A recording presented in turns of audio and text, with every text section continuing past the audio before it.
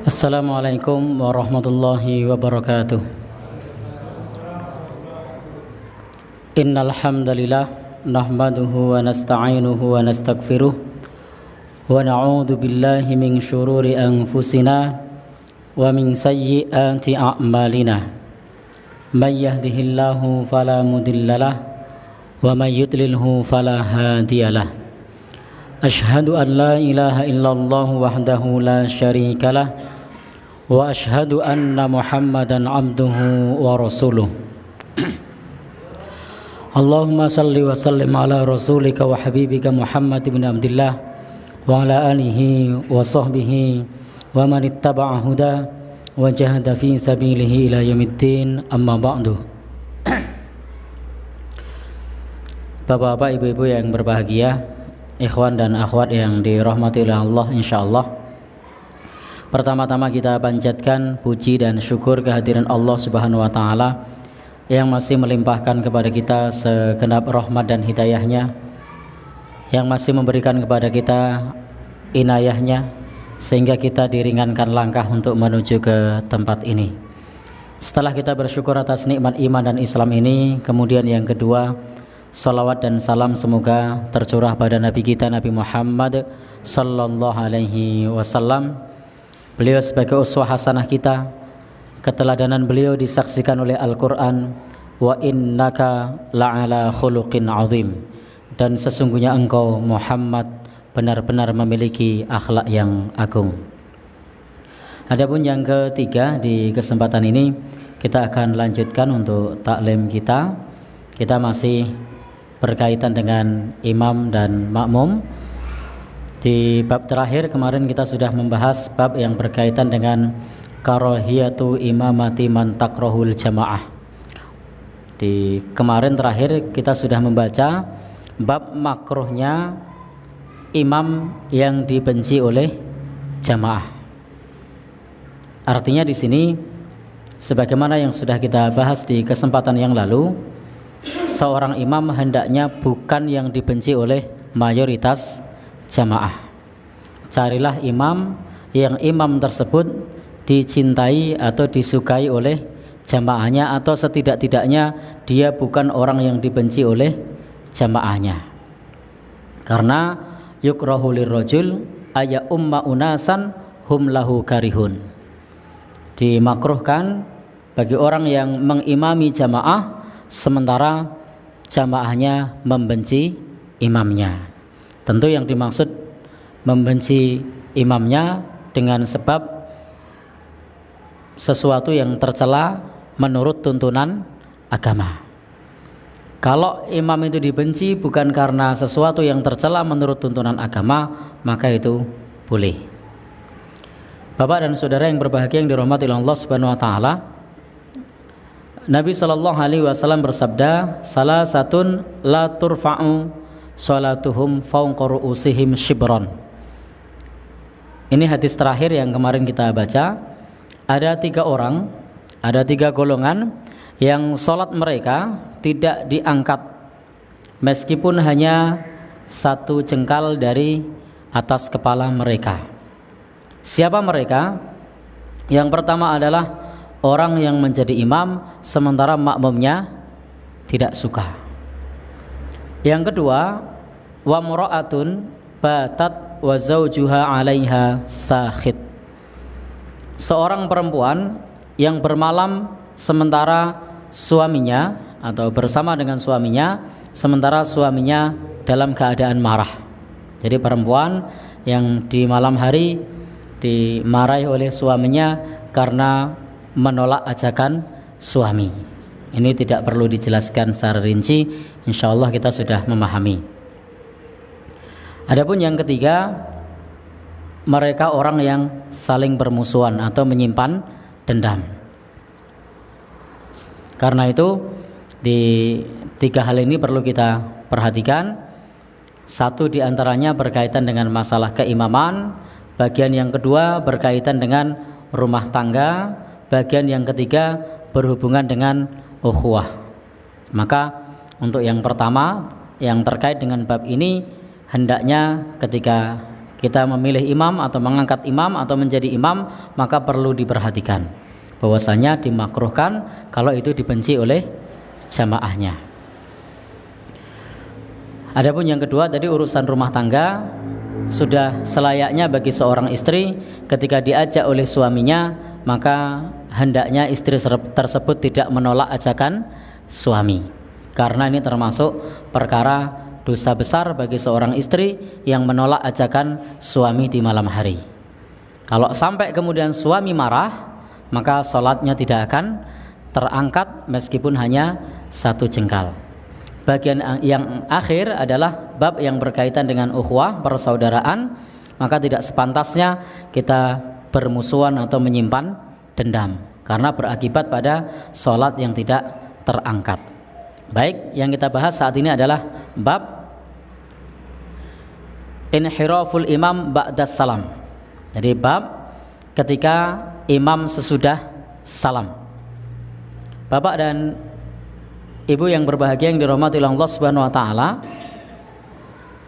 bahwa bagi seorang imam itu dianjurkan sesudah salam beberapa tuntunan. Di antaranya Bapak Ibu yang berbahagia yang dirahmati Allah, yustahabbu lil imam idza sallama ayan harifa an musallah kemana yaminan wa yastaqbilan nas biwajhihi. Dianjurkan bagi imam apabila sesudah salam, jadi dianjurkan bagi imam apabila sesudah salam untuk menghadap ke arah makmum, yakni menghadap ke kanan atau menghadap ke arah jamaah. Ini tuntunan bagi seorang imam. Maka Bapak Ibu yang berbahagia yang dirahmati Allah, ketika ada imam pada saat selepas sholat kemudian menghadap ke arah jamaah atau menghadap ke arah kanan, itu bukan semata-mata kebiasaan, tetapi ini adalah sunnah Nabi Sallallahu Alaihi Wasallam. Malah di dalam kitab-kitab fikih disebutkan makruhnya bagi seorang imam yang tetap menghadap ke arah kiblat. Jadi justru kalau tetap menghadap ke arah kiblat pada saat selesai itu dimakruhkan. Maka para ulama menjelaskan, termasuk Syekh Ibnu Utsaimin menjelaskan, Bapak Ibu yang berbahagia yang dirahmati Allah Subhanahu wa taala, bahwa seorang imam hendaknya dia menghadap ke arah makmum, karena ini sebagai pembeda bahwa makmum imam tersebut sudah selesai sholat. Kalau dia masih dalam keadaan duduk tawarruk atau duduk iftiras, duduk tawarruk itu duduk seperti pada saat tasyahud akhir, iftiras itu duduk seperti pada saat tasyahud awal, bisa jadi makmum masbuk mengira imam masih sholat, maka dianjurkan untuk berubah dari posisi semula. Termasuk Bapak Ibu yang berbahagia yang dirahmati Allah, hal ini juga dipaparkan oleh para ulama yang lain seperti Syekhul Islam Ibnu Taimiyah misalnya, bahwa seorang imam ketika dia belum berbalik arah, maka seorang makmum seyogyanya tidak meninggalkan imam. Jadi kalau imam belum menghadap ke arah jamaah, sebaiknya makmum masih berada di tempat duduknya. Maka begitu imam sudah berbalik ke arah jamaah, maka kalau misalnya makmum ada suatu keperluan, makmum bisa pergi meninggalkan tempat sholat. Maka Bapak Ibu yang berbahagia yang dirahmati Allah, kalau imamnya tidak segera menghadap ke arah jamaah, jadinya lama nanti. Padahal tuntunannya sebagaimana dalam hadis yang sahih disebutkan, karena Nabi sallallahu alaihi wasallam, dulu Nabi sallallahu alaihi wasallam apabila sudah mengucapkan salam, istighfar salasan.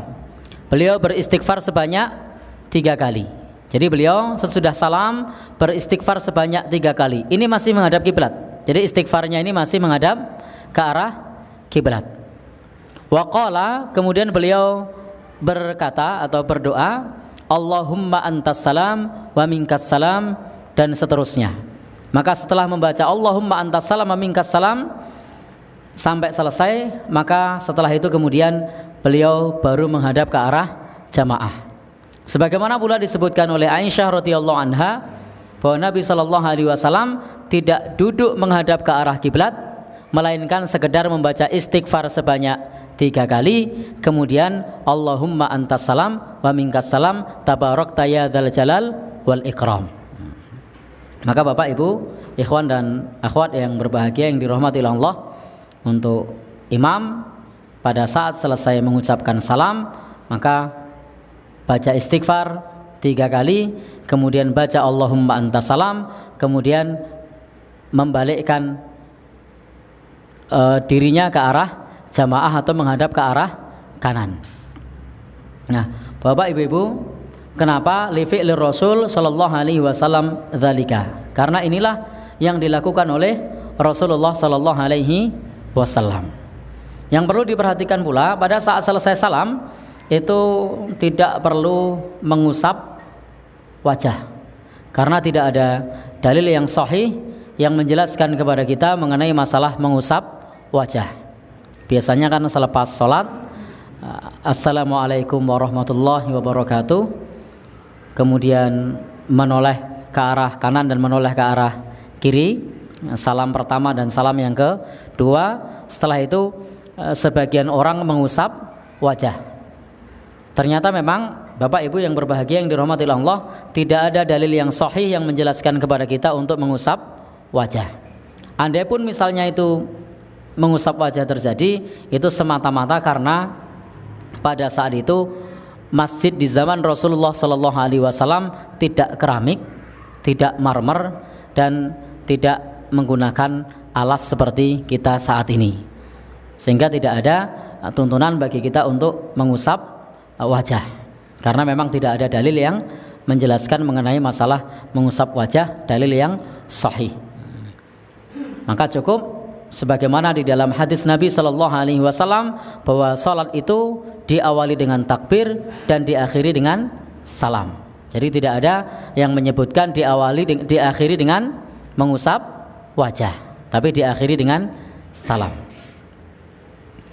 Kemudian biasanya sesudah itu ada pula pada saat sedang sholat kemudian berjabat tangan, jabat tangan kanan kiri, kemudian mana lagi?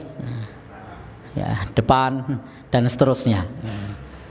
Ternyata ini juga tidak kita temukan dalil mengenai masalah berjabat tangan. Maka imam tidak dituntunkan untuk berjabat tangan kepada makmum. Demikian pula makmum tidak ada tuntunan untuk berjabat tangan dengan makmum yang lainnya atau juga kepada imam.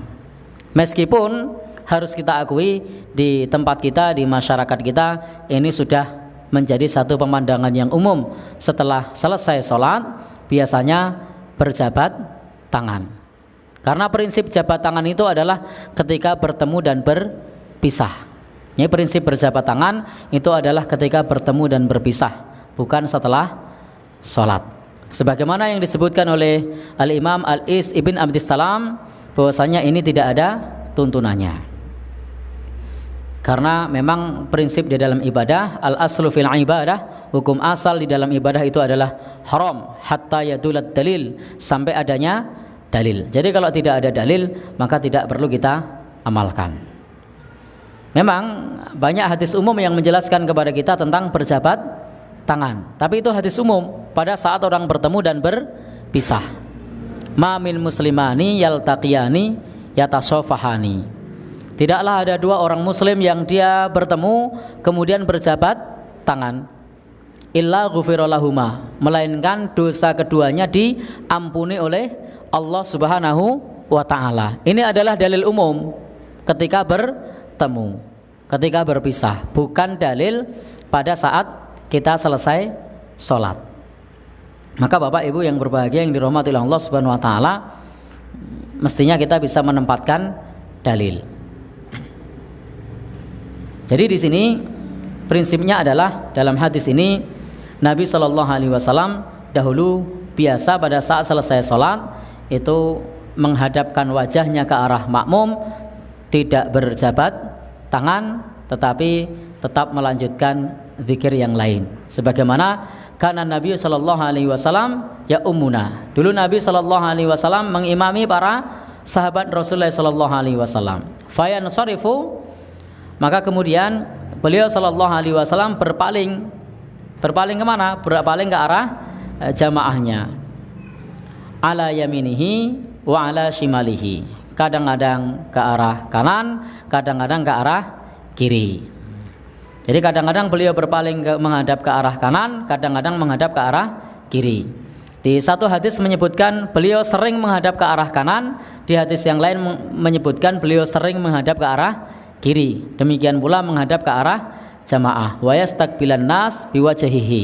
Jadi menghadap ke arah jamaahnya.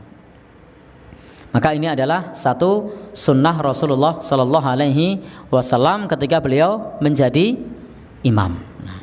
Maka kita bisa mencontoh beliau sallallahu alaihi wasallam. Jadi tidak langsung setelah selesai salam itu tidak langsung berbalik, tetapi menunggu sejenak, sekedar membaca istighfar sebanyak 3 kali, kemudian membaca Allahumma antas salam.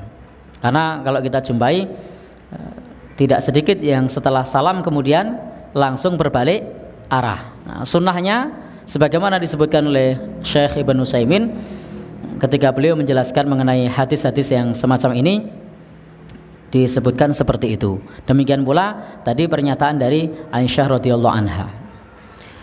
Bapak dan saudara, ibu-ibu yang berbahagia yang dirahmati oleh Allah Subhanahu wa taala. Kemudian di bab ini dijelaskan pula kepada kita mengenai taswiyatus sufuf, untuk merapikan shaf. Jadi shaf ini hendaknya selalu dirapikan. Kalau kita menjadi makmum, kita menjadi imam, itu punya tanggung jawab yang sama untuk bisa merapikan shaf. Imamnya mengingatkan, makmumnya selalu memperbaiki shafnya. Jadi setiap kali berdiri shaf diperbaiki, tidak hanya pada saat rakaat pertama. Karena seringkali rapat shaf itu hanya pada saat rakaat pertama. Kalau rakaat kedua sudah hajur, sudah tidak lagi rapat.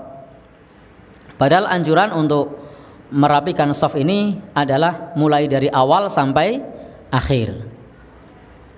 Bapak Ibu yang berbahagia, banyak orang yang mereka risih pula dengan kerapian shaf karena tidak memahami, sehingga mereka untuk menyiasati kepada orang-orang yang shafnya rapat pada saat rakaat awal itu dirapatkan. Begitu sudah takbiratul ihram kemudian dikembalikan.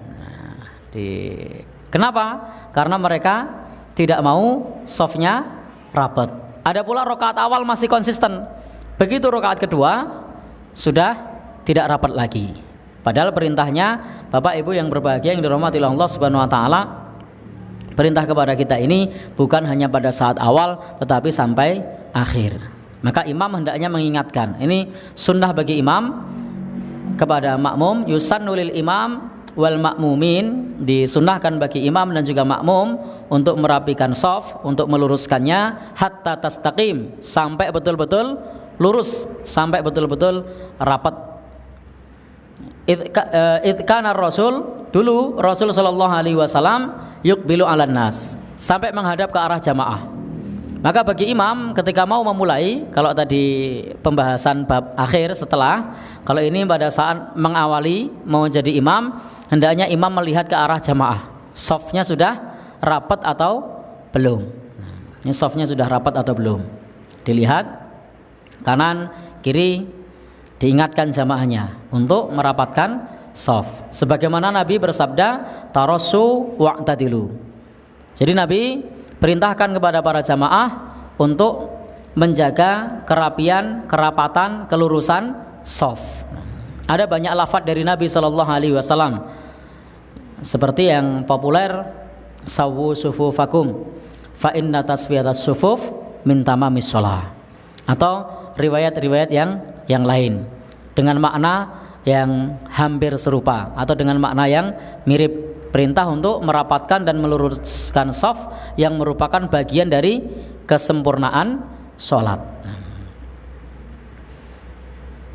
Bagi kita bisa membaca hadis-hadis Nabi seperti tadi atau dijelaskan langsung dengan bahasa Indonesia, karena memang Di masyarakat kita biasa kalau imam sudah pakai bahasa Arab, maka makmum kemudian mengucap sami'na wa ata'na. Sebenarnya bukan kata sami'na wa ata'na yang diminta. Yang diminta itu adalah merapatkan dan meluruskan shaf, bukan ucapan sami'na wa ata'na tetapi tidak merapatkan dan tidak meluruskan shaf. Sering kita jumpai imam sudah mengucapkan sawu sufufakum fa inna taswiyata sufuf min tamamis shalah. Jamaah mengucapkan sami'na wa ata'na, tidak dirapatkan, tidak diluruskan, diam saja. Maka sesungguhnya yang diminta adalah rapat dan lurus. Jamaah tidak paham, maka sampaikan saja, Bapak Ibu rapatkan dan luruskan shafnya. Isi shaf pertama terlebih dahulu. Tentu ini bagi kaum laki-laki. Kalau kaum perempuan yang belakang, insya Allah merapatkan shaf ini pahalanya besar. Termasuk kalau di tengah-tengah sholat tiba-tiba ada orang yang keluar dari shaf, maka segera disumbat, segera ditutup. Ma min khutwatin a'dhama ajran min khutwatin masyaha rajulun ila furjatin fi shaf fasaddaha. Tidak ada suatu langkah, kata Nabi, tidak ada suatu langkah yang pahalanya lebih besar ketika dia melangkah. Jadi tidak ada suatu langkah yang pahalanya lebih besar ketika dia melangkah, melainkan seseorang yang melangkah menyumbat celah shaf. Jadi kalau ada celah dalam shaf, maka segera disumbat, segera ditutup. Jangan biarkan shaf tersebut dalam keadaan terbuka. Jadi segera bergeser merapat ke arah imam. Atau kalau depannya kosong, silahkan taqaddum ila makanil fadil, untuk maju ke arah ke tempat yang lebih utama. Shaf depan ternyata kosong, maka rakaat kedua, baris yang kedua, maka segera merapat ke shaf yang pertama, maju, karena di situ ada keutamaan untuk menutup celah yang ada. Demikian pula belakangnya segera merapat. Demikian pula kalau kanan kiri, maka segera merapat agar tidak ada tempat yang dia menjadi tempat bagi syaitan. Bapak dan saudara, ikhwan dan akhwat yang berbahagia yang dirahmati oleh Allah Subhanahu wa taala, maka kalau perintah merapatkan shaf ini, kata Nabi, ka'ab alal ka'ab, mankib alal mankib, mata kaki dengan mata kaki, pundak dengan pundak. Jadi bersentuhan satu sama lain. Itu kerapian dan kerapatan shaf. Yang dituntunkan adalah satu sama lain itu bersentuhan. Jadi pundak ketemu pundak, lengan ketemu lengan, kemudian mata kaki ketemu mata kaki, sehingga betul-betul shaf tersebut adalah shaf yang rapat. Dan ini juga menunjukkan kepada kita sebagai kaum muslimin yang di dalam membangun shaf itu kuat, tidak merasa risih dengan temannya, tidak merasa risih dengan orang di sampingnya. Maka Nabi SAW menyebutkan, jika kalian tidak merapatkan shaf kalian, la yukhalifannallah baina wujuhikum, maka niscaya Allah akan membuat berselisih di antara kalian. Jadi ini sebagai satu tanda kalau kita tidak mau merapatkan shaf, ada perselisihan di dalam hati kita. Maka kalau hati kita tidak ada rasa risih, tidak ada rasa pekewo, tidak ada rasa tidak enak kepada teman kita, tidak masalah bersentuhan dengan yang lain.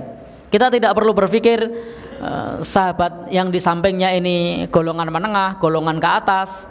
Tidak perlu berpikir warna kulitnya, tidak perlu berpikir profesinya petani, tidak perlu kita pikirkan kakinya telitipen dan seterusnya. Jadi kalau kita sedang dalam barisan sholat, maka dirapatkan shafnya. Kenapa banyak orang tidak mau merapat? Salah satu sebabnya karena merasa risih, karena melihat warna kulit kakinya, karena melihat warna pakaiannya dan seterusnya. Maka tidak usah risih dengan sahabat kita, tidak ada yang najis. Orang mukmin itu semuanya suci. Kenapa kita harus risih dengan saudara kita, dengan teman kita? Karena sesama mukmin itu adalah suci, tidak ada masalah untuk bersentuhan satu dengan lainnya. Sehingga shaf tersebut benar-benar rapat. Itulah yang dituntunkan di dalam Islam ketika kita membuat shaf. Bapak Ibu yang berbahagia yang dirahmati Allah, yang berikutnya makmum masbuk. Jadi makmum yang ketinggalan atau masbuk. Memang makmum masbuk ini kalau kita melihat sejarah di zaman Nabi SAW itu awalnya dulu ketika sholat masih awal-awal sebelum turunnya ayat wa qumu lillahi qanitin, itu para sahabat masih kadang berbincang dengan yang lain pada saat sholat. Dan pada saat awal-awal dulu ketika masbuk, orang sholat itu tidak menyempurnakan, tapi genepi, mengejar ketinggalan. Sehingga kalau kita baca sholat ini pada awalnya dulu, para sahabat yang telat itu tanya, sudah dapat berapa? 2. Maka ngejar dulu 2, lalu kemudian baru gabung. Tentu ini sudah mansuh, sudah dihapus. Tidak boleh kita mempraktekkan itu. Ini dulu kronologi ketika awal diwajibkannya sholat. Jadi kita tidak boleh praktek seperti itu. Itu dulu. Sampai kemudian Bapak Ibu yang berbahagia yang dirahmati Allah, disyariatkan seperti saat ini bahwasanya kita hendaknya berbuat sebagaimana yang diperbuat oleh imam. Jadi tidak perlu bertanya berapa, tidak perlu mengejar ketertinggalan, tapi ikuti apa yang dilakukan oleh imam. Jadi ikuti apa yang dilakukan oleh imam. Bapak dan saudara yang berbahagia yang dirahmati Allah, maka perintahnya idza dakhalal musalli, kalau orang yang sedang sholat itu masuk ke dalam masjid, wa wajada sholata, dan menjumpai sholat qaimatan, sedang dalam keadaan ditegakkan sholatnya ini, wajib alaihi ayat khula fauron ma'al imam, maka wajib untuk mengikuti imam dengan bersegera. Jadi wajib mengikuti imam dengan bersegera ala ayyi halin, dalam keadaan apapun, segera bergabung kepada imam dalam keadaan apapun. Jadi kalau imam raki'an, ruku', maka ikut ruku'. Sajidan, imam sujud, maka ikut sujud. Jalisan, imam duduk, maka ikut duduk. Qaiman, imam berdiri, maka juga ikut berdiri. Jadi ikuti saja imam dalam keadaan apapun. Jadi tidak usah nunggu. Kan kadang ketika datang ke masjid, kemudian kita dalam keadaan masbuk, ada yang nunggu. Wah, ini imamnya lagi duduk di antara 2 sujud, dinteni sampai kemudian berdiri lalu baru bergabung. Ini menyelisih sunnah Nabi SAW.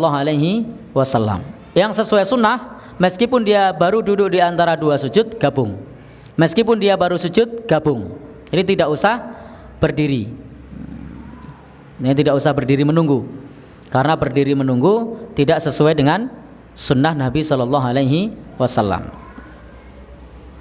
Maka insya Allah kalau kita mengikuti sunnah, itu mendapatkan pahala tersendiri dari Allah Subhanahu wa Ta'ala. Kita tidak usah berpikir untung rugi. Kalau saya gabung, ini rakaatnya tidak dihitung. Saya ngikutnya nanti kalau sudah berdiri, kalau sudah dihitung.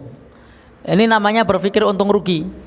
Padahal kita tidak pernah rugi karena kita mengikuti sunnah Nabi SAW. Ketika kita mengikuti sunnah, insya Allah berpahala.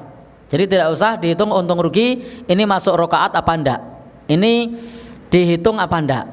Tetapi yang kita pikirkan adalah setiap kita mengikuti dan mengamalkan sunnah Rasulullah SAW, insya Allah di sana berpahala. Jadi tidak perlu risau, tidak perlu khawatir. Idza ata ahadukumus shalah wal imamu ala halin falyasna kama yasnaul imam. Jadi kalau kita mendatangi salat dan imam sedang melakukan sesuatu, maka perbuatlah sebagaimana yang diperbuat oleh imam. Kerjakan sebagaimana yang dikerjakan oleh imam. Jadi ikuti saja apa yang sedang dilakukan oleh imam. Kemudian subutur rakaah bidraki ruku', bahwa rakaat itu dianggap kalau kita mendapatkan ruku'. Para ulama memang sudah menjelaskan kepada kita tentang masalah ini, bahwa para ulama sudah menjelaskan rakaat itu dihitung dari ruku'. Jadi rakaat itu dihitung dari ruku'. Maka disebut satu rakaat karena rukuknya satu kali. 2 rakaat berarti sudah dapat ruku' 2 kali. Maka dihitung dari ruku'. Maka barang siapa yang mendapati rukuknya imam, maka dia mendapatkan rakaat. Maka kalau kita membahas bab ini, kita diingatkan dengan hadis Rasulullah SAW yang pada saat itu ada seorang sahabat yang rukuknya dari depan pintu. Jadi sudah masuk pintu kemudian sudah rukuk. Sahabat Abu Bakrah. Jadi pada saat masuk masjid menjumpai Rasulullah SAW sudah rukuk. Maka apa yang dilakukan oleh sahabat ini? Kalau dia tidak rukuk ketika masuk masjid, maka dia akan ketinggalan rakaat. Maka saking semangatnya untuk mengejar ketertinggalan ini, sahabat Abu Bakrah ini kemudian takbir dan rukuk ketika baru saja masuk masjid. Ini masuk langsung rukuk, kemudian sambil berjalan menuju shaf. Jadi karena saking semangatnya agar tidak ketinggalan sholat jamaah. Nah, para ulama ketika membahas hadis ini, mengapa sahabat ini melakukan? Tidak lain dan bukan karena sahabat ini tidak ingin ketinggalan rakaat. Jadi karena tidak ingin ketinggalan rakaat. Karena kalau dia harus berjalan sampai ke shaf, maka imam sudah bangkit dari ruku. Maka agar tidak ketinggalan, begitu masuk loh sudah ruku, Allahu Akbar, ruku, lalu berjalan menuju ke shaf yang paling belakang. Bapak dan saudara yang berbahagia yang dirahmati oleh Allah, maka Rasul sallallahu alaihi wasallam menghargai sahabat Abu Bakrah ini dengan mengatakan, zadakallahu hirsan wala ta'ud. Semoga Allah menambah semangatmu dan jangan kamu ulangi. Jadi Rasul sallallahu alaihi wasallam mengatakan, semoga Allah menambah semangatmu dan jangan kamu ulangi. Dan pada saat itu sahabat Abu Bakrah tidak diminta untuk mengulang salat dan tidak diminta untuk menambah rakaat salat. Ini menunjukkan bahwasanya rukuknya itu dihitung meskipun pada saat itu sambil berjalan. Dan ini tidak untuk dipraktekkan oleh kita. Karena Nabi mengatakan wala ta'ud, dan jangan kamu ulangi. Tapi Nabi memberikan penghargaan, zadakallahu hirsan. Semoga Allah memberikan tambahan semangat kepadamu. Nah, ini juga di antara metode pendidikan Rasulullah. Beliau tidak marah-marah, tapi diberikan satu semangat. Jadi yang ditegur juga nyaman karena diberi semangat. Semoga Allah memberikan tambahan semangat kepadamu. Bayangkan kalau disalah-salahkan. Bapak Ibu yang berbahagia, maka ini diantara metode kenabian. Jadi beliau sallallahu alaihi wasallam bersikap lembut kepada sahabatnya. Kemudian mengatakan jangan kamu ulangi. Tetapi pada saat itu beliau walam ya'mur bil i'adah, tidak diperintahkan untuk mengulang salatnya. Dan para ulama membahas bab ini, salah satu sebab kenapa dia rukuk karena untuk agar tidak ketinggalan satu rakaat. Bapak dan saudara, sehingga di sini idza atrakal imam raki'an faraka'a ma'ahu. Kalau mendapati imam rukuk, maka rukuklah bersamanya. Qabla ayar fa'al imam, sebelum imam bangkit dari rukuknya. Jadi sebelum imam bangkit dari rukuknya. Sebagaimana Nabi SAW bersabda, idza ji'tum ila shalah, kalau kamu mendatangi salat, wa nahnu sujudun, dan kami sujud, fasjudu, maka silahkan kamu sujud. Wala ta'udduha syai'an, dan jangan kamu anggap, jangan kamu hitung. Jadi kalau kita menjumpai imam sedang dalam keadaan sujud, kita gabung sujud dan tidak dihitung rakaatnya. Nabi mengatakan wala ta'udduha syai'a, tidak usah dihitung, tidak usah dianggap. Waman atraka ruku', dan barang siapa yang mendapati ruku', faqad atraka shalah, maka dia terhitung sudah mendapatkan salat. Dia sudah mendapatkan rakaat salat. Maka Bapak Ibu yang berbahagia yang dirahmati Allah, ini pula ada kaitannya dengan membaca surat Al-Fatihah. Bagaimana bacaan surat Al-Fatihahnya? Maka para ulama sudah ittifaq bahwasanya kalau imam itu sudah ruku', maka gugur kewajiban membaca surat Al-Fatihah, maka dihitung mendapatkan rakaat. Jadi kalau imam itu sudah ruku', maka sudah sukut, sudah gugur kewajiban bagi makmum untuk membaca surat Al-Fatihah. Maka yang dihitung dari rukuknya. Bapak Ibu yang berbahagia yang dirahmati oleh Allah Subhanahu wa taala, sehingga tidak perlu kemudian kita risau kalau sudah rukuk ya sudah. Meskipun kita tidak sempat mendengarkan imam membaca surat Al-Fatihah, tidak sempat membaca sendiri maupun mendengarkan dari imam, maka rakaatnya tetap dihitung. Rakaatnya tetap dihitung. Karena menggunakan dalil barang siapa mendapatkan rukuk, maka dia mendapatkan rakaat salat. Ini kasusnya untuk orang yang masbuk. Adapun orang yang dia sempat bersama imam dalam keadaan berdiri, maka dia dianjurkan untuk dari awal bersama dengan imam, maka dianjurkan untuk membaca surat Al-Fatihah. Hanya saja memang para ulama menyebut bagaimana membacanya di sini. Nah, sebagaimana yang disebutkan oleh Imam Malik, wa idza quri'al Qur'an fastami'u lahu wa ansitu la'allakum turhamun.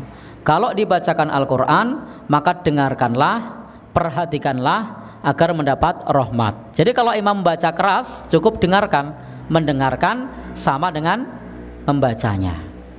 Jadi wa idza qara'a, kalau imam membaca, maka fa'ansitu, hendaknya kalian memperhatikan. Tidak perlu balapan antara imam dengan makmum. Imam baca, makmum baca. Tapi cukup didengarkan, disimak. Karena Allah berfirman, wa idza quri'al Qur'an fastami'u lahu wa ansitu la'allakum turhamun. Kalau dibacakan Al-Qur'an, maka dengarkanlah, perhatikanlah agar kalian mendapat rahmat. Ini baik di dalam maupun di luar salat. Kalau Quran didengarkan, kalau Quran dibacakan, maka hendaknya kita dengarkan. Jadi tidak boleh kita mendengarkan Al-Quran hanya sambil lalu, atau hanya sebagai apa istilahnya, dalam tanda kutip hanya untuk mengiringi saja. Maka Al-Quran ini kalau diputar, didengarkan, bukan memutar Al-Quran dengan MP3 misalnya, kemudian ditinggal mainan, ditinggal dolanan HP. Maka kalau sudah diperdengarkan bacaan Al-Quran, maka perintahnya adalah perhatikan dan dengarkan. Insya Allah sebagaimana firman Allah akan mendapatkan rahmat dari Allah Subhanahu wa ta'ala. Hanya saja memang kalau dalam salat sir, ketika kita bersama dengan imam, maka Al-Fatihahnya membaca sendiri. Tapi kalau salat jahriyah, maka Al-Fatihahnya sudah cukup dengan mendengarkan bacaan imam. Jadi ada perbedaan kalau sir sama jahar. Meskipun ini juga merupakan ranah khilafiyah. Seperti misalnya dalam pandangan mazhab Asy-Syafi'i menyebutkan bahwasanya Al-Fatihah ini wajib dibaca baik dalam salat sir maupun salat jahar.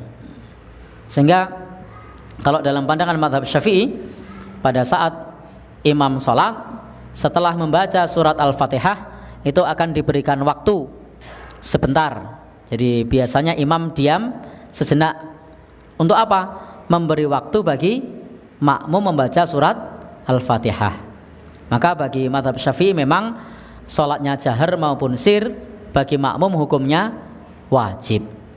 Tetapi kalau pandangan ulama mazhab Maliki tadi, itu hanya dibaca pada saat imam bacaannya sir atau lirih. Kalau imam bacaannya keras, maka cukup mendengarkan. Demikian pula apa yang disampaikan oleh Imam Abu Hanifah. Maka bagi makmum cukup mengikuti imam. Cukup mengikuti imam, maka sholatnya sudah sah, meskipun dia tidak membaca surat Al-Fatihah. Jadi kalau sudah mengikuti imam, mendengarkan, maka sholatnya sudah sah. Namun berbeda kalau pada saat kita masbuk, maka hitungannya adalah ruku', bukan bacaan surat Al-Fatihah. Jadi kalau kita masbuk, maka hitungannya adalah ruku'. Maka kalau sempat ruku', silahkan itu dihitung 1 rakaat. Kalau tidak sempat ruku', maka tidak dihitung 1 rakaat. Bapak Ibu yang berbahagia yang dirahmati Allah Subhanahu wa taala, qada'u ma fata ba'da salamil imam. Kewajiban untuk mengqadha, menyempurnakan bagian yang kita ketinggalan sesudah imam salam. Jadi kalau masbuk otomatis ketinggalan. Jadi kalau kita ketinggalan tidak masalah. Kenapa? Karena Islam sudah mengajarkan kepada kita hendaknya genepi, hendaknya disempurnakan.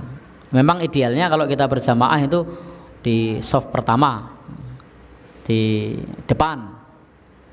Namun demikian dalam prakteknya kita kemudian terlambat. Maka kalau terlambat tidak perlu tergesa-gesa. Perintah Nabi, alaikum bis sakinah, hendaknya kalian tetap tenang. Jadi diminta untuk tetap tenang, tidak tergesa-gesa. Ini masbuk, tidak perlu lari-lari.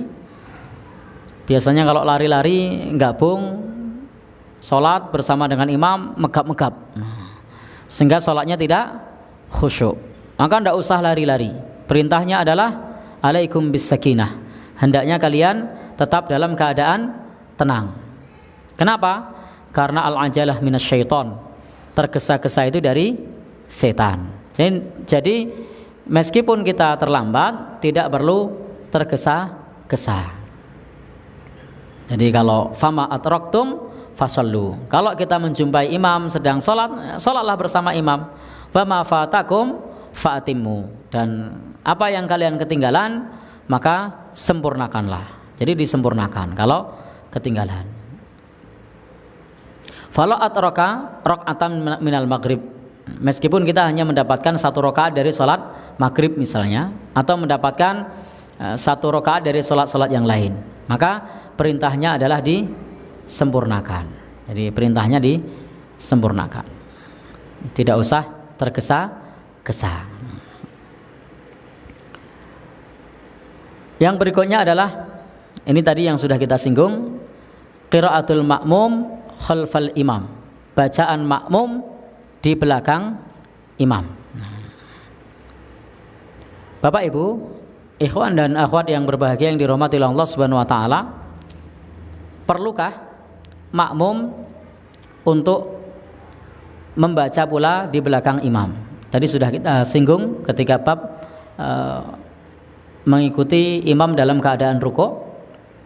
Di sini disebutkan la tajibu 'alal ma'mum al-qira'atu idza kana fi sholatin jahriyatin. Tidak diwajibkan bagi makmum untuk membaca, maksudnya adalah membaca Al-Qur'an, ayat Al-Qur'an seperti Al-Fatihah dan surat-surat, idza kana fi sholatin jahriyah, jika itu salat jahar. Salat jahar itu salat maghrib, isya dan subuh. Maka kalau salat isya, salat maghrib, salat subuh dalam 2 rakaat awal yang bacaannya dikeraskan, maka tidak wajib untuk membaca. Bal yusannu lahul insot, bahkan disunnahkan baginya untuk insot, untuk memperhatikan, untuk mendengarkan.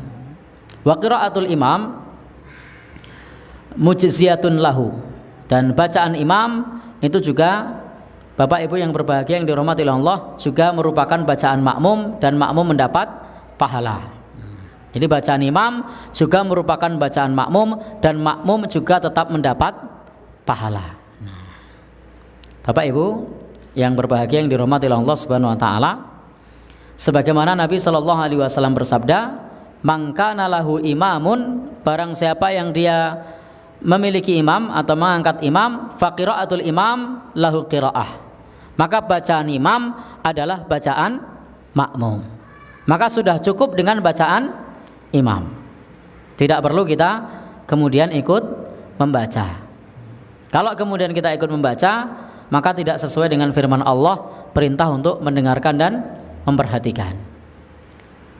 Maka meskipun tadi di awal kita sampaikan khilafiyah di kalangan para ulama, insya Allah yang kuat terkait dalam masalah ini adalah bagi makmum itu tidak membaca pada saat imamnya membaca Al-Quran.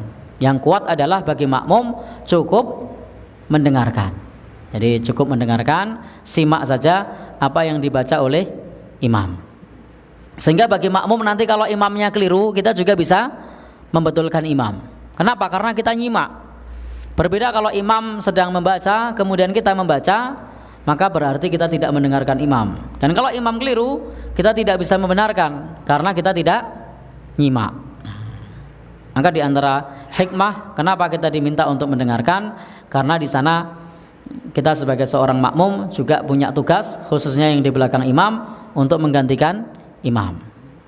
Dan kita juga bisa lebih tadabbur, merenungi ketika kita mendengarkan Al-Quran. Bapak dan saudara-saudara yang berbahagia yang dirahmati Allah, dalil yang lain adalah innama ju'ilal imam liyutamma bihi.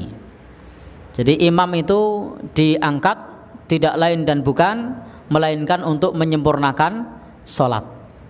Jadi imam itu diangkat, dijadikan imam tidak lain dan bukan melainkan untuk menyempurnakan sholat. Maka Nabi bersabda, fa idza kabbara fakabbiru. Kalau imam takbir, silahkan takbir. Wa idza qara'a fa'angsitu. Kalau imam membaca, maka hendaknya perhatikan. Jadi Nabi jelas bersabda di situ. Apa sabdanya? Wa idza qara'a fa'angsitu. Kalau imam membaca, maka kalian mendengarkan, memperhatikan. Jadi perintahnya bukan wa idza qara'a faqra'u, tetapi perintahnya adalah wa idza qara'a fa'angsitu. Kalau imam membaca, maka perhatikanlah. Namun di sini disunahkan untuk membaca pada saat imam bacaannya sir. Jadi pada saat imam bacaannya sir. Bapak Ibu yang berbahagia yang dirahmati oleh Allah Subhanahu wa taala, ini terkait bacaan makmum di belakang imam. Sehingga di sini kita bisa mengambil sikap bahwa pendapat yang kuat adalah mendengarkan. Meskipun kita juga mengakui ada pendapat-pendapat lain seperti yang disampaikan oleh Imam Asy-Syafi'i, oleh Imam Ahmad rahimahullah taala, yang menganjurkan untuk tetap membaca surat Al-Fatihah. Namun yang kuat cukup mendengarkan. Bapak Ibu, la yajuzud dukhul fin nafilah idza unqimatil fardhah. Tidak boleh salat sunnah kalau salat wajib sudah ditegakkan atau sudah iqamah. Jadi tidak boleh salat sunnah kalau salat wajib sudah ditegakkan atau sudah mendengar iqamah. Maka Bapak Ibu, kita kalau di masjid biasa salat tahiyatul masjid atau salat qabliyah, itu hanya bagi mereka yang pada saat masuk ke masjid salat wajib belum ditegakkan atau belum mendengar iqamah.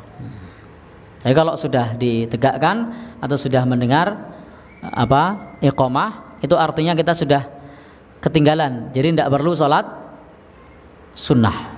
Sebagaimana di subbab ini tidak diperbolehkannya untuk salat sunnah jika sudah iqamah. Wa in uqimat wa huwa fiha, ketika iqamah dikumandangkan atau iqamah sudah dikumandangkan atau sudah mengerjakan salat wajib, wa huwa fiha, sementara kita sedang salat sunnah, qata'aha, hendaknya dibatalkan. Jadi lebih utama membatalkan salat sunnah yang kita kerjakan kalau mendengar iqamah. Jadi lagi salat, Allahu Akbar, lalu kemudian baca Al-Fatihah, baca surat, sempat ruku', kemudian mendengar iqamah. Maka perintahnya adalah di kitab ini disebutkan qata'aha, hendaknya dibatalkan. Sebagaimana sabda Nabi sallallahu alaihi wasallam, idza uqimatis shalah fala sholata illal maktubah. Kalau iqamah sudah dikumandangkan atau salat sudah ditegakkan, maka tidak ada salat lagi kecuali salat wajib. Jadi kalau sudah ada salat wajib ditegakkan, maka kita wajib gabung. Jadi tidak boleh salat wajib sudah ditegakkan lalu kita datang ke masjid salat sunnah.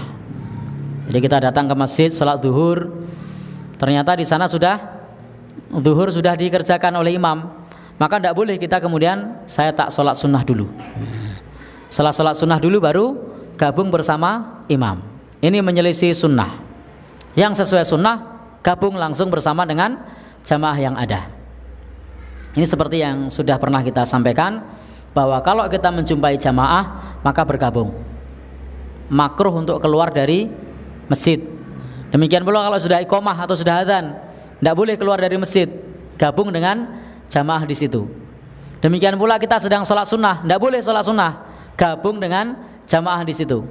Demikian pula kalau jamaah sudah ditegakkan, tidak boleh kita malah datang sholat tahiyatul masjid, tapi gabung dengan jamaah yang ada. Jadi agak aneh kalau jamaah sudah ditegakkan malah sempat-sempatnya datang sholat sunnah, atau malah pada saat sudah kumandang iqamah malah metu keluar dari masjid. Maka hendaknya segera bergabung dengan sholat yang ada. Bapak dan saudara yang berbahagia yang dirahmati Allah Subhanahu wa taala, selama Bapak Ibu kita belum sampai kepada rukuk yang kedua, kalau sudah bangkit dari rukuk yang kedua, maka silahkan disempurnakan dengan ringan. Jadi kalau tadi masih rukuk yang pertama atau belum bangkit dari rukuk yang kedua, maka dibatalkan. Tapi kalau sudah mendapat rukuk yang kedua, maka boleh atammaha khafifah, disempurnakan dengan ringan. Ini bacaannya dipercepat. Maka Bapak Ibu yang berbahagia yang dirahmati Allah, tidak dilama-lama sholat sunnahnya karena sudah iqamah, dipercepat saja. Bapak Ibu yang berbahagia yang dirahmati Allah Subhanahu wa taala, kenapa dipercepat? Karena sebagaimana kaidah yang kita pahami bersama, kalau ada yang wajib kemudian ada yang sunnah, maka dahulukan yang wajib dibandingkan yang sunnah. Maka kita mendahulukan yang wajib. Jangan sampai kita mendahulukan yang sunnah kemudian ketinggalan yang wajib, kecuali adanya dalil khusus. Jadi kaidah ini berlaku jika tidak ada dalil khusus. Kalau ada dalil khusus maka tidak dipakai kaidah wajib sama sunnah ini. Contohnya apa? Contohnya hari Jumat. Pada saat hari Jumat kita datang ke masjid, imam sedang khutbah, lalu kita baru datang. Kalau kita menggunakan kaidah ini, mestinya mendengarkan khutbah itu hukumnya wajib. Sementara sholat pada saat itu tahiyatul masjid hukumnya sunnah. Tetapi ternyata kaidah ini tidak berlaku. Kenapa tidak berlaku? Karena ada dalil khusus. Nabi perintahkan kepada orang yang baru saja datang ke masjid kemudian duduk, Nabi perintahkan untuk sholat 2 rakaat. Qum sholli rakaatain. Bangun, sholatlah 2 rakaat. Maka karena ada dalil khusus, maka kaidah umum itu tidak dipakai. Ini kita di dalam memahami antara yang sunnah dengan yang wajib. Apalagi di dalam kasus ketika kita mendengarkan iqamah atau sholat wajib sudah tegak dengan sholat sunnah, maka ini kaidah menyatakan kalau ada yang wajib dan yang sunnah dahulukan yang wajib, sementara dalil juga menyebutkan dahulukan yang wajib, sehingga ini didukung oleh 2 hal sekaligus. Pertama didukung oleh kaidah dahulukan yang wajib dibandingkan yang sunnah karena waktunya bersamaan.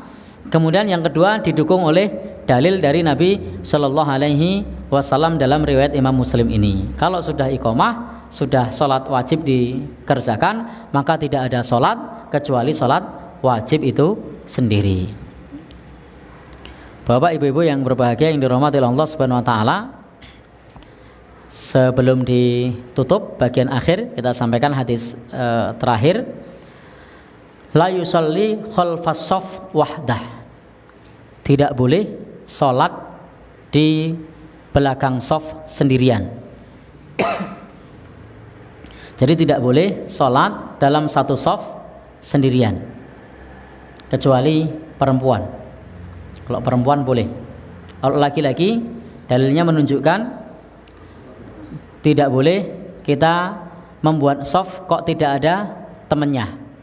Shaf pertama ada orangnya, penuh. Shaf kedua penuh. Kita di shaf 3, maka kita tidak boleh sendirian. Bapak Ibu yang berbahagia yang dirahmati Allah Subhanahu wa taala, sebagaimana Nabi sallallahu alaihi wasallam pernah bersabda, fala sholata limun faridin khalfas shaf. Tidak ada salat bagi orang yang salat sendirian di belakang shaf.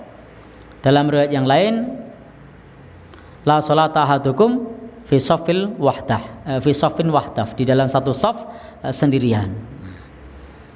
Jadi Bapak Ibu yang berbahagia, kalau demikian kita tidak boleh ayaqifa khalfas shaf wahdah, berdiri di belakang shaf sendirian. Lalu bagaimana langkah kita kalau kita berdiri di belakang shaf sendirian? Bapak Ibu yang berbahagia, memang ada dalil yang menganjurkan kepada kita, namun dalil ini adalah dalil yang lemah, menganjurkan untuk menarik di depannya. Dalil ini adalah dalil yang lemah. Nah, jadi disebutkan di dalam dalil tersebut untuk menarik orang yang ada di depannya, tetapi dalil ini lemah. Sebagaimana Al-Albani menyebutkan mengenai lemahnya dalil ini. Karena dalilnya lemah, maka sebaiknya kita tidak menarik orang yang ada di depannya. Kenapa? Karena kalau kita menarik orang yang di depannya, berarti kita menarik dari orang yang tempatnya utama kepada orang yang tempatnya kurang utama. Dalam hadis itu memang lafadznya adalah falyadib rajulan, untuk menarik seseorang ilahi kepadanya. Tetapi ternyata para ahli hadis menyebutkan bahwasanya hadis tersebut adalah hadis yang lemah, sehingga tidak perlu menarik orang yang ada di depannya. Sebagaimana juga disebutkan oleh Syekh Muhammad ibn Shalih Al-Utsaimin, tidak perlu menarik orang yang di depannya. Lalu bagaimana? Berusaha untuk masuk di shaf depannya. Jadi berusaha untuk masuk ke shaf di depannya, kalau masih memungkinkan. Jadi kalau masih memungkinkan, berusaha masuk shaf depannya. Kenapa tidak menunggu? Karena kalau menunggu itu belum tentu, tidak ada kepastian nanti ada datang jamaah lagi atau tidak. Maka perintahnya masuk ke depannya. Meskipun para ulama juga memberikan saran-saran yang lain, seperti misalnya berdiri di sebelah kanan imam, tapi ini menyelisih sunnah. Karena kalau imam itu, Bapak Ibu yang berbahagia, imam itu jamaahnya banyak, imam dan makmum itu tidak berdampingan, tapi depan dan belakang. Itu penjelasan beliau seperti itu. Sehingga kalau memang kemudian kita terpaksa berada di belakang, maka sebagaimana yang disebutkan oleh Syekh Abdul Aziz bin Baz juga memberikan satu penjelasan kepada kita tentang hal ini, fattaqullaha mastata'tum, bertakwalah kepada Allah semampu kalian. Kalau memang kita sudah akhir, sudah telat, lalu mau masuk ke shaf depannya itu tidak mampu, ya sudah, kita tetap berada di belakang sendirian.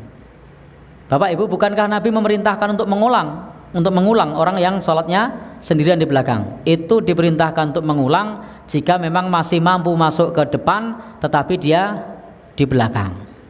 Tetapi kalau dia memang betul-betul sudah tidak mampu, maka masih lebih baik dia sholat sendiri di belakang bersama dengan jamaah, dibandingkan dia harus menarik orang yang di depannya dari tempat utama ke tempat yang kurang utama, atau dia mau masuk ternyata tempatnya sudah tidak cukup. Sehingga penjelasan di dalam bab ini, kalau memang sudah tidak ada tempat, ya, lalu kemudian kita sholat di belakang sendirian, maka sholatnya tetap sah. Tetapi kalau masih ada tempat, sebenarnya kita masih bisa masuk, tapi kita tidak masuk, nah ini yang diperintahkan oleh Nabi untuk mengulang. Maka tidak usah sungkan-sungkan untuk masuk ke saf depannya kalau memang masih memungkinkan untuk masuk. Karena Bapak Ibu yang berbahagia yang dirahmati Allah, Nabi perintahkan untuk mengulang orang yang dalam satu saf sendirian.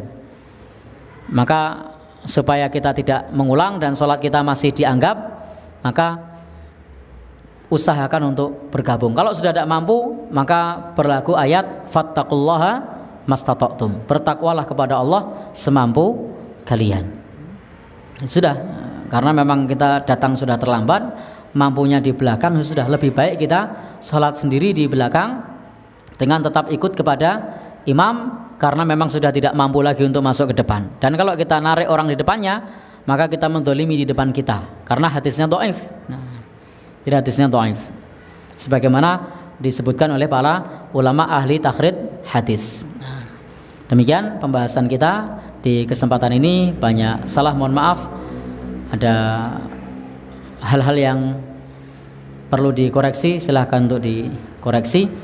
Bapak Ibu yang berbahagia yang dirahmati Allah Subhanahu wa taala, kita tutup dengan doa kafaratul majlis. Subhanakallahumma wa bihamdika asyhadu an la ilaha illa anta astaghfiruka wa atubu ilaik. Wassalamualaikum warahmatullahi wabarakatuh.